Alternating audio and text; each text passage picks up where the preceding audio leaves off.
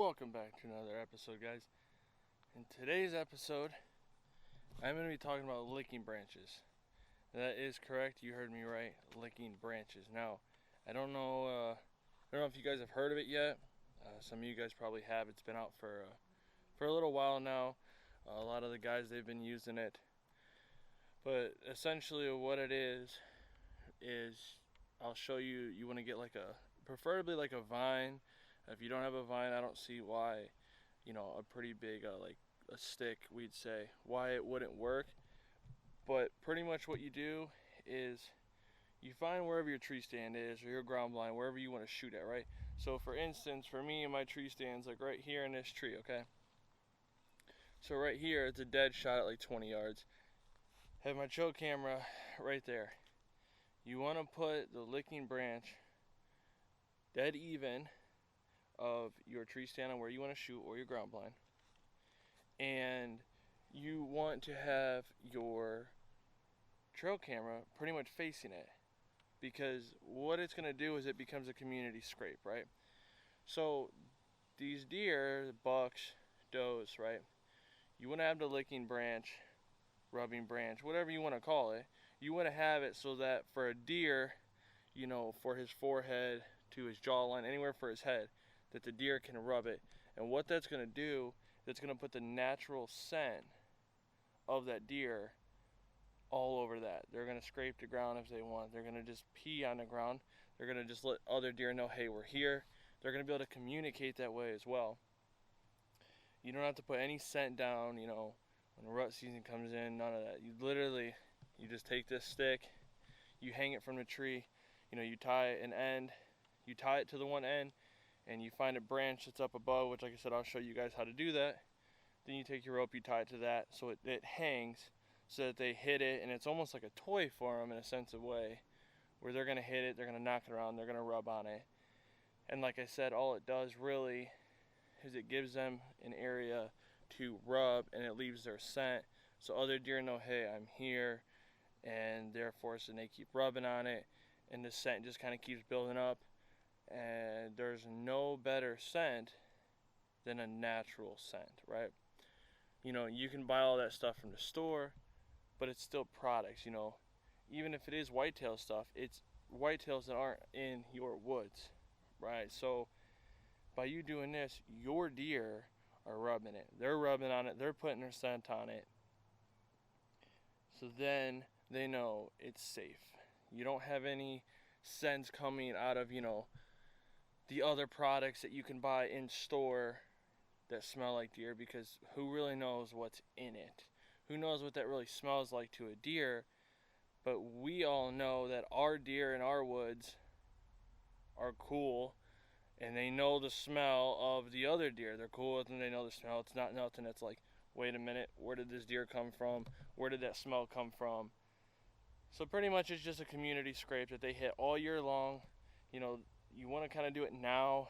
It's July, so in Ohio, hunting seasons for deer is the end of September.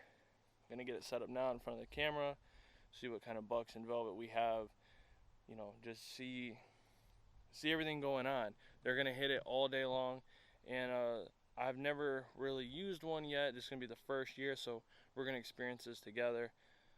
But from what I'm told and from what I've seen, it actually will make your bucks start coming more during daylight hours to check it, see what's going on. They're comfortable, they come by it, they smell the deer all the time. It's not like human scent, they're not smelling all these different fragrance. They're smelling their local deer all over it. So with that being said, I'm going to go ahead, take a stroll, and I'm going to try and find, this branch that I'm looking for.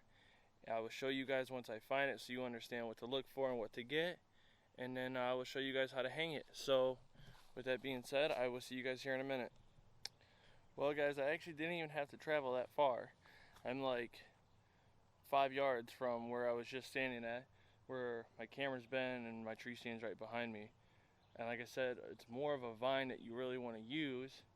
And there's actually some, I want to say it's this one, somewhere right in there. That's that's what we want to use, right? So I'll give you guys a closer look so you understand, right? We're just talking about, you know, just the vines like this.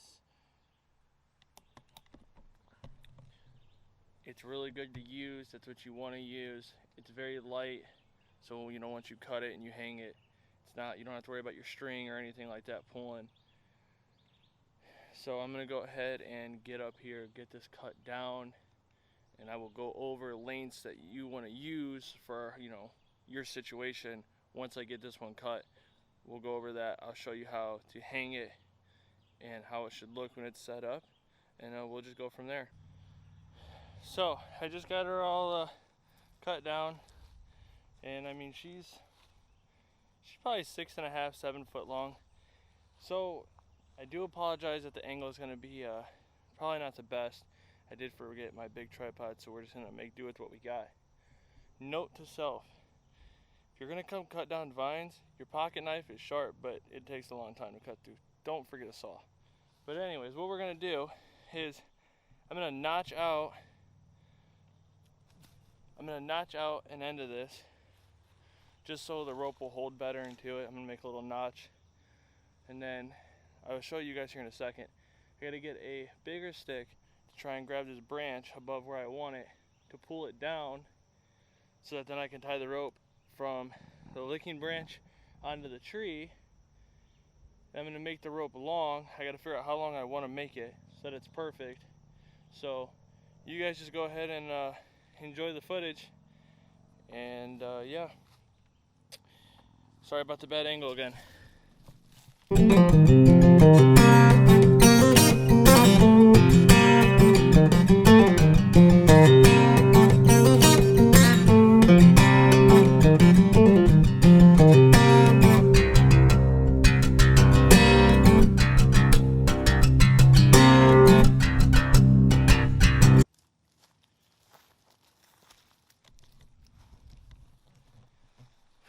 Alright, so hopefully the angle wasn't absolutely horrible to watch. Like I said, I really do apologize, guys. I really do apologize about that. I really meant to bring the tripod, and well, I just forgot it, so it happens. But so here's what I want to show you guys, right?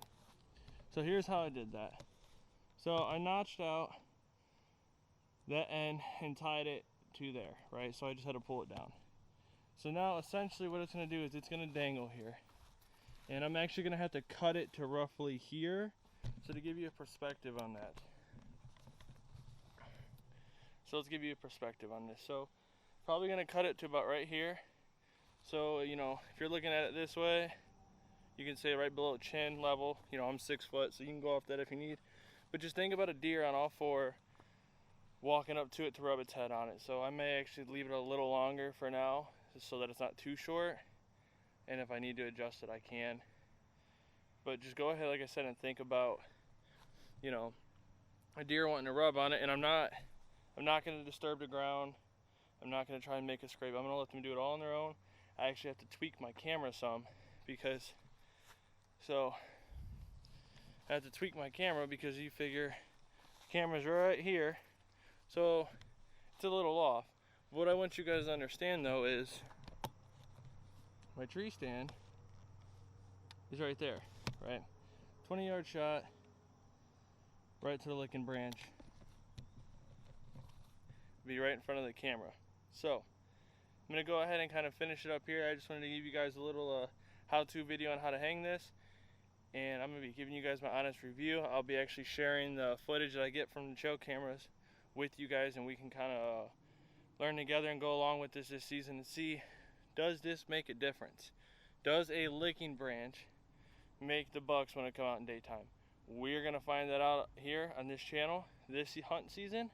So if you guys want to tag along with me and be here for all the videos that I'm going to make and to experiment with this, then make sure you guys hit that subscribe button.